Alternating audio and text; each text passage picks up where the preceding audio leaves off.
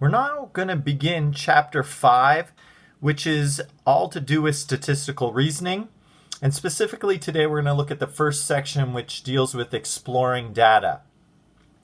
So what we're going to be doing is calculating measures of central tendency. What this means is we're looking for the center or the middle of the data. And there's three main measurements we're going to use. They're referred to as the mean, the median, and the mode. So I'm going to show you with this set of data how to calculate each of these. Now what the mean is the average. That's the other term that's used for it. So average, it's what we most commonly use when we're finding central tendency. And it is represented with an X with a line over the top. Now what we're going to do is we're going to add up all of these numbers, and then we're going to divide them by the number of numbers there are. So I'm going to write this, add all numbers in the numerator, and then divide by the number of numbers. So instead of writing out 2 plus 14 plus 15 plus 16 plus 16, keep on going like instead of writing this out, what I'm going to do is I'm going to add that up in the calculator. And when I do, I get 303. Now the total number of numbers, if you count these up, there is 16 numbers in total. So when I add all these numbers together, it equals 303. And the number of these is 16 numbers in total. And when I divide these, I get 18.9375. This is the mean or the average number. So the middle of this in terms of an average is 18.9. The median is the middle number. And this is when the numbers are arranged in order from either smallest to largest or from largest to smallest. But they do need to be arranged in order. Now I've already arranged these in order from smallest to the largest number.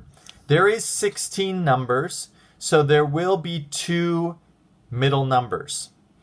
So whenever you have an even number of data, there's going to be 2 middle numbers. When you have an odd number of data, it's only going to be 1 middle number.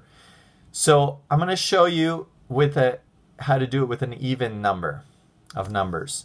So what we do is we find those 2 middle numbers. Now since there's 16 numbers, it's going to be the 8th and 9th number. So 1, 2, 3, 4, 5, 6, 7, 8. These are the 2 middle numbers, 21 and 22.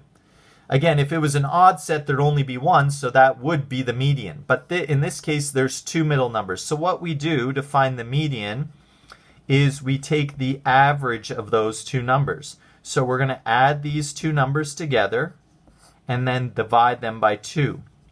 So when you add these 2 numbers together, it gives you 43 divided by 2. 43 divided by 2 is 21 and a half.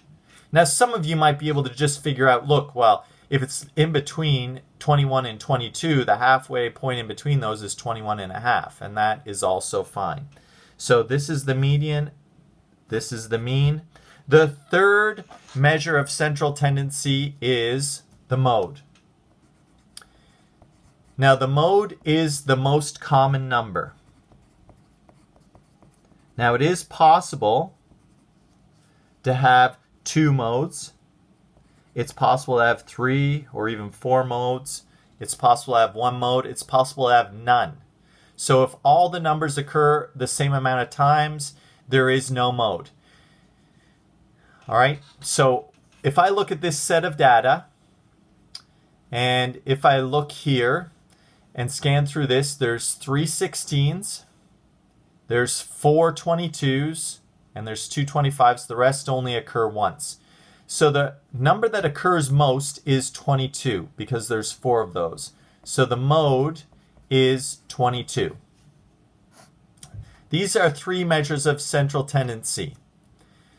Now there is a rare occasion where all 3 will be the same or really close to the same. Here they're all slightly different, although the median and the mode are pretty close to each other.